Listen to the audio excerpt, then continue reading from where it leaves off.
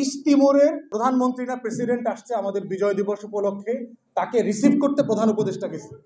East তিমুরও একটা দেশ, সেই দেশের একটা প্রধানমন্ত্রী আর প্রেসিডেন্ট বাংলাদেশে আসবে, তার জন্য প্রধান উপদেষ্টাকে কেন এয়ারপোর্টে যাইতে হবে উইথ টোটাল ভিআইপি প্রোটোকল? মানে আপনার সাথে ব্যক্তির সম্পর্ক, আপনি নোবেল পুরস্কার পাইছেন, সেও পাইছে, সো হোয়াট? আপনি রাষ্ট্রের 20 কোটি মানুষকে জিম্মি করে ফেলবেন? তাহলে এই যে ব্যক্তির সম্পর্ক, পরিবার, রাষ্ট্র, দল, সরকার, কোন সম্পর্কটা কোন জায়গাতে সীমানা টানতে হবে, এইটা এই রাষ্ট্র যারা পরিচালনা করেন তাদের এই কমন সেন্স গভর্নেন্স যে রুলস, এটা তাদের কাছে নাই, পরিষ্কার না।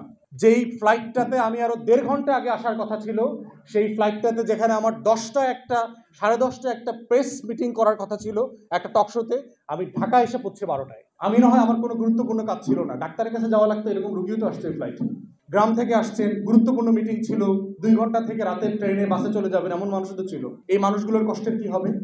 আমি প্রচুর অ্যাম্বুলেন্স দেখলাম এখানে, একই রকম ট্রাফিকে। আমার না হয় 2টায় বাসায় গেলে সমস্যা নাই, কিন্তু এই যে গাড়িগুলার অ্যাম্বুলেন্সগুলো যে 2 ঘন্টা আটকে গেল, তাহলে যে কারণে আমরা আগের গভর্নেন্সকে বলেছি যে নতুন রাষ্ট্রীয় বন্দোবস্ত দরকার, আমরা হাসিনার ফ্যাসিবাদকে ফেরত চাই না, আপনাদের নতুনদের আচরণে খাইসলতের কোনো পরিবর্তন তো দেখতে পাচ্ছি না আমরা। কিভাবে আমরা আপনাদের উপর ভরসা করব? আমরা তো আপনাদের উপর ভরসা করতে চাই, কারণ আপনারা মিছিল মিটিং না করে, লড়াই না করেও আল্লাহর ওয়াস্তে আমাদের বদৌলতে না ক্ষমতায় বসছেন। লড়াই তো আমরা করছি, যাদের বদৌলতে ক্ষমতায় বসছেন তাদের কথা আপনারা ভুলে যান কিভাবে 4 মাসের ব্যবধানে? যে তাদের কিসে কষ্ট হয়, কিসে লাভ হয়। আপনি একটা ডেপুটি সেক্রেটারিকে পাঠিয়ে দিতেন একটা গাড়িতে করে, আপনার যাওয়ার প্রোটোকল এবং আসার প্রোটোকলটা চিন্তা করেন। 4টা ঘন্টা ঢাকা শহরের মতো একটা ব্যস্ত জায়গা, সবচেয়ে গুরুত্বপূর্ণ ভিআইপি রোডে স্টাক হয়ে গেছে। তাহলে এইটা কেন বলছি?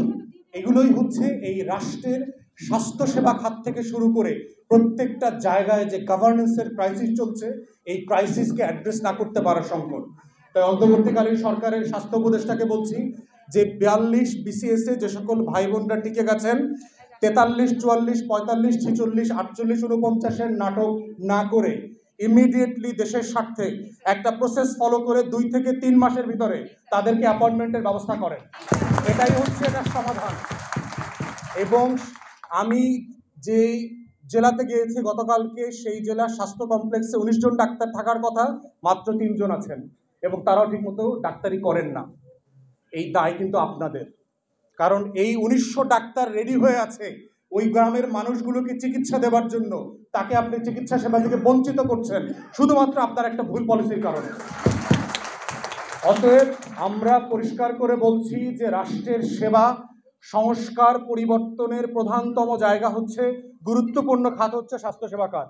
এবং ডেঙ্গুতে প্রতি বছর প্রতিদিন যেভাবে মানুষ মারা যাচ্ছে, এইটা কোনোভাবে যদি আপনারা বন্ধ করতে না পারেন, তাহলে বাংলাদেশ রাষ্ট্রের কিন্তু অবকাঠামো যা আছে তা আরও ভেঙে যাবে।